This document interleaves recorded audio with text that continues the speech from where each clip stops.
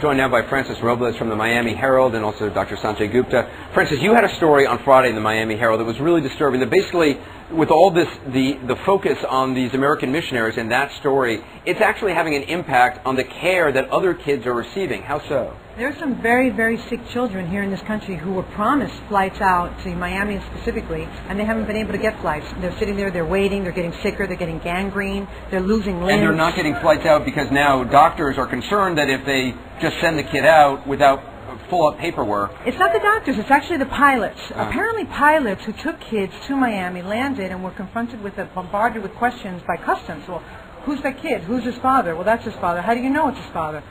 Well, he told me so. Well, can he prove it? And so the pilots were put in a very difficult position, and they were frankly, after the arrest of the Americans, unwilling to do it anymore. And these are pilots who are volunteering their time in many cases and trying to help as much as they can and have been making multiple flights. But now the number of flights has actually dropped dramatically to get sick kids out. Absolutely.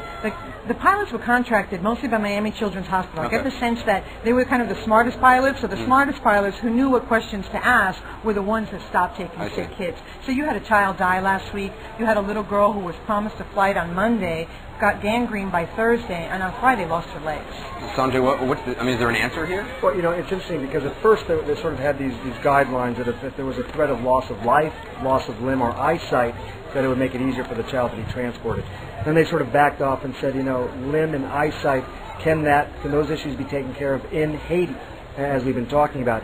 That sort of left this question of somebody who's at risk of losing their life. I mean, maybe their blood pressure is not stable, maybe they're very, very sick, and simply transporting them from Haiti to a different country, the transit alone may be too long. So, you know, it's really sort of an untenable situation trying to take these patients who are near death because now they qualify and see if they can be saved.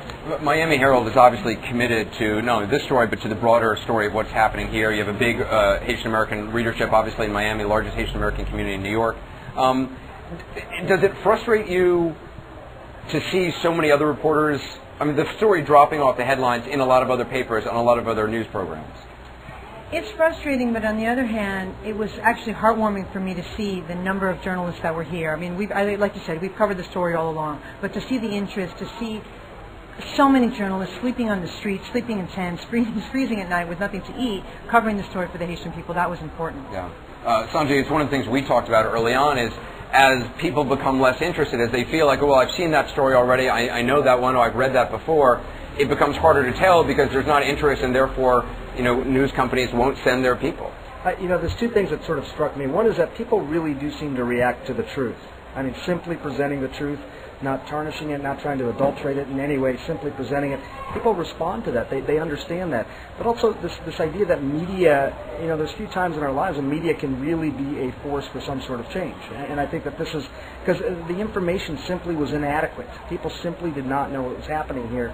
And, you know, that problem or that situation is going to be there for some time to come. Well, in terms of overall, how do you see things? You know, I get asked the question, you know, from friends even today, how better is it? And, you know, is it much better? And obviously, on one level, theoretically, yes, technically things are better, but to say it's better, it makes it sound as if it's not really a problem. It's good, and it's not. It's terrible. I got here the day after the earthquake, and I was here for 10 days, and then I've been back now for another week. And it is pretty dramatically different, to be honest with you. Because, I mean, I saw people at the first week of the earthquake with their faces hanging off, waiting to be helped by doctors. And now you see a lot of people from all over the world here helping them.